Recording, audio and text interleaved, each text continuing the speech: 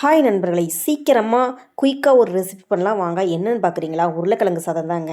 வாங்க இப்போ உருளைக்கிழங்கு சாதம் பண்ணுறதுக்கு அடுப்பில் ஒரு பாத்திரம் வச்சுக்கலாம். பாத்திரம் வச்சுட்டு பாத்திரம் காஞ்சதுக்கப்புறம் தேவையான அளவு ஆயில் ஊற்றிக்கோங்க. ஆயில் ஊற்றிட்டு ஆயில் காஞ்சதுக்கப்புறம் அரை ஸ்பூன் கடுகு உளுந்தம் பருப்பு சேர்த்து பொரிய விட்டுக்கோங்க. நல்லா பொரியஞ்சதுக்கப்புறம் ஒரு அரை ஸ்பூன் அளவு சீரகம் சேர்த்துக்கோங்க. சீரகம் சேர்த்துட்டு ஒரு பெரிய வெங்காயம் கட் பண்ணி வச்சுருக்கிறேன், அதையும் சேர்த்துக்கலாம். சேர்த்துட்டு ஒரு 2 கொத்து கருவேப்பிலை சேர்த்துக்கிறேங்க. சேர்த்துட்டு வெங்காயத்தை நல்லா வதக்கிக்கலாம். இப்போ வந்து நல்லா வெங்காயம் நல்லா வதங்குறதுக்கும் இந்த சாதத்துக்கும் தேவையான அளவு உப்பு 2 ஸ்பூன் போட்டுக்கிறேன். போட்டுட்டு வெங்காயத்தை நல்லா பொன்னிற அளவுக்கு நல்லா வதக்கிக்கலாம். பாருங்கள், நல்லா வெங்காயம் நல்லா வதங்கிட்டுருக்கு. பாருங்கள், நல்லா வதங்கிருச்சு. இப்போ வந்து ஒரு ஸ்பூன் அளவு இஞ்சி பூண்டு பேஸ்ட் பண்ணி வச்சுருக்கேன், அதை சேர்த்துட்டு நல்லா பச்சை வாசனை போகிற அளவுக்கு நல்லா வதக்கிக்கோங்க.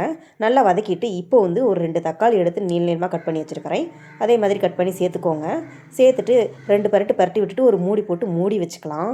தக்காளி வதங்கணும், சீக்கிரமாக வதங்காது, அதனால் ஒரு மூடி போட்டு எடுத்துகிட்டே பாருங்கள் நல்லா வதங்கிருச்சு. இப்போ வந்து அந்த கரண்டிலே நல்லா மசிச்சு விட்டுக்கோங்க. நல்லா மசிச்சுட்டு இப்போ வந்து நம்ம உருளைக்கிழங்க எடுத்து தோல் சீவி இந்த மாதிரி ஸ்லைஸாக கட் பண்ணி வச்சுருக்கிறேன், சேர்த்துட்டு நல்லா 2 பரட்டி விட்டுட்டு இப்போ வந்து மசாலா சேர்த்துக்கலாம். 1 ஸ்பூன் மிளகாய்த்தூள், 1 ஸ்பூன் மல்லித்தூள், ஒரு அரை ஸ்பூன் மஞ்சத்தூள், கறி மசாலாத்தூள் 1 ஸ்பூன் சேர்த்துருக்கிறேன். சேர்த்துட்டு நல்லா பரட்டி விட்டு நல்லா மிக்ஸ் பண்ணி விட்டாச்சு.